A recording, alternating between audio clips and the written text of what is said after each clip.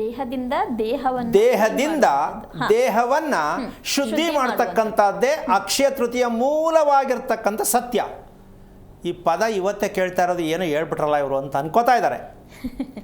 ದೇಹದಿಂದ ದೇಹವನ್ನು ಮಾಡುವುದು ಅಂದರೆ ಆರೋಗ್ಯಕ್ಕೆ ಪರಿವರ್ತನೆ ಮಾಡತಕ್ಕಂಥ ಶಕ್ತಿ ನಮ್ಮ ದೇಹದಲ್ಲಿ 80% ಇದೆ. 80% ಇದೆ. 10% ಮಾತ್ರ ತಾಯಿಯ ಗರ್ಭದಲ್ಲಿ ರಿಪೇರಿ ಆಗೋದು. ಎಷ್ಟು? 10%. ಇನ್ನು 80% ನಮ್ಮಲ್ಲೇ ಇರುತ್ತೆ. ಇದನ್ನು ನಾವು ರೆಡಿ ಮಾಡ್ಕೊಳಕ್ಕಾಗಿಲ್ಲ. ಯಾಕೆ ಅಂದರೆ ನಮಗೆ ಚಿನ್ನ ಬೇಕು. ಏನು ಬೇಕು? ಚಿನ್ನ ಬೇಕು. ಅಕ್ಷಯ ತೃತೀಯಗೆ ಏನು ಬೇಕು? ಚಿನ್ನ ಬೇಕು. ಇದು ಎಲ್ಲಿದೆಯಮ್ಮ ಇದು? ಅಂದರೆ ಮಾಡ್ತಿರೋ ತಪ್ಪು ನಾನು ಹೇಳ್ತಿಲ್ಲ, ಮಾಡ್ಕೊಳ್ಳಿ, ನಿಮ್ಮಿಷ್ಟ, ನಿಮ್ಮ ದುಡ್ಡು. ಆದರೆ ನೀವು ಚಿನ್ನ ತರೋದ್ರಿಂದ ಇನ್ನೂ ಏನು ಮಾಡ್ತೀರಿ? ಚಿಂತೆ ಜಾಸ್ತಿ ಮಾಡ್ಕೋತೀರಾ. ಏನು ತರೋದ್ರಿಂದ? ಚಿನ್ನ ತರೋದ್ರಿಂದ ಚಿಂತೆ ಜಾಸ್ತಿ ಆಗುತ್ತೆ ಹೊರತು ಚಿನ್ನದಿಂದ ನಿಮ್ಮ ದೇಹದಲ್ಲಿ ರಸ ಉತ್ಪತ್ತಿ ಆಗಲ್ಲ. ಆಗತ್ತಾ? ಖುಷಿ ಆಗ್ಬೋದೇನೋ ಚಿನ್ನ ತಗೊಂಡೆ ಅಂತ.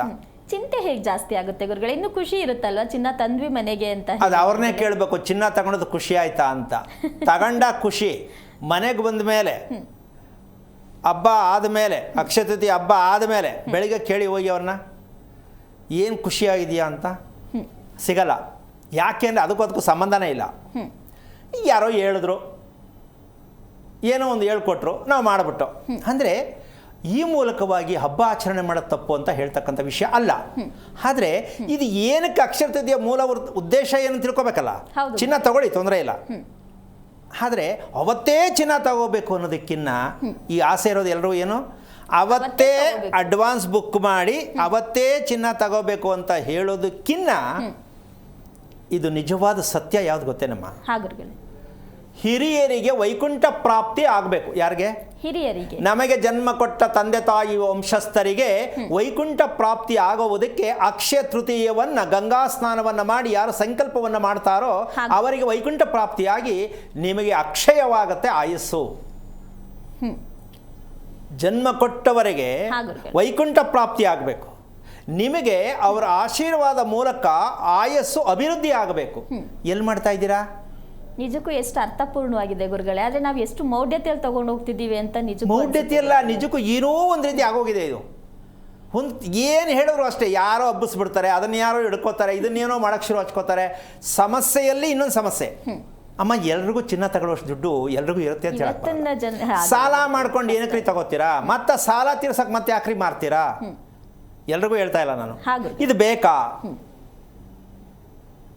ಯಾಕೆ ಯಾರೋ ಹೇಳೋದಕ್ಕೆ ನೀವು ಯಾಕೆ ಬಲಿಯಾಗಿ ನೆಮ್ಮದಿಯೆಲ್ಲ ಹಾಳು ಮಾಡ್ಕೋತೀರಾ ಅಲ್ವಾ? ಇದರಲ್ಲಿ ಗಂಡ ಹೆಂಡತಿ ಕಮಿಟ್ಮೆಂಟ್ ಬೇರೆ ಶುರು ಆಗುತ್ತೆ. ಈ ಹಬ್ಬ ಏನಕ್ಕಾರು ಬರುತ್ತೋ ಅಂತ ಬೈಕೊಂಡೇ ಹೋಗೋದ ಮನುಷ್ಯ.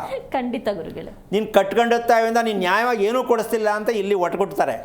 ಇದು ಪೂರ್ತಿ ಮನೆಯನ್ನೇ ಪೂರ್ಣವಾಗಿ ಕಲಿಸ್ಬಿಡುತ್ತೆ. ಇದ್ರ ಮಧ್ಯೆ ಮಕ್ಕಳು ತಗೊಳಕತ್ತಾರೆ. ನಮ್ಮ ಮನೇಲಿ ಅಪ್ಪ ಅಮ್ಮ ಯಾಕಪ್ಪ ಬಡ್ದಾಡ್ತಾರೆ, ಈ ಹಬ್ಬ ಏನಕ್ಕಪ್ಪ ಮಾಡ್ತಾರೆ, ಅವ್ರ ಫ್ರೆಂಡ್ ಮನೆಗೆ ಹೋಗ್ಬಿಡ್ತಾರೆ. ಅಂದರೆ ನಾವು ಎಷ್ಟು ಸಮಸ್ಯೆನ ತಲೆ ಮೇಲೆ ಹಾಕೋತಾ ಇದ್ದೀವಿ ಅಂತಕ್ಕಂಥ ಅರ್ಥಗರ್ಭಿತವಾಗಿ ಯಾವುದೇ ಹಬ್ಬಗಳು, ಅಕ್ಷಯ ತೃತೀಯ ಒಂದೇ ಹೇಳ್ತಾ ಇಲ್ಲ ನಾನು, ಯಾವುದೇ ಹಬ್ಬ ಮಾಡಿ ಯಾರಾದರೂ ಆಗಲಿ ಹಬ್ಬದ ಅರ್ಥ ತಿಳ್ಕೊಂಡು ಮಾಡುವಂಥ ವಾಡಿಕೆರಿ ನಮ್ಮ ನೆಲದ, ಭಾರತ ದೇಶದ ನೆಲದ ಭಾಷೆ ಯಾವುದು ಅಂದರೆ ಗೊತ್ತೇನಮ್ಮ? ನಮ್ಮ ಭಾರತ ದೇಶದ ನೆಲದ ಭಾಷೆ ಯಾವುದು? ಎಷ್ಟೋ ಜನಕ್ಕೆ ಆಶ್ಚರ್ಯ. ನೆಲದ ಭಾಷೆ ಯಾವುದು? ಮೌನ ಗುರುಗಳೇ. ಜ್ಞಾನ. ನಮ್ಮ ಭಾರತ ದೇಶದ ನೆಲದ ಭಾಷೆ ಜ್ಞಾನ. ಇದು ನಮಗೆ ಬೇಕಾಗಿರೋದು. ಎಲ್ಲರೂ ಇದೆಯಾ ಇದು? ಇಲ್ಲ ಗುರುಗಳೇ. ಗಂಡ ಹೆಂಡತಿ ಮಕ್ಕಳು ಕುಟುಂಬದಲ್ಲಿ ಏನಾರು ಇದೆಯಾ? ಸಾಧ್ಯನೇ ಇಲ್ಲ ಗುರುಗಳೇ. ಮತ್ತೆ ಏನು ಬದುಕ್ತಾ ಇದೀವಿ ನಾವು ಹಾಗಾದ್ರೆ?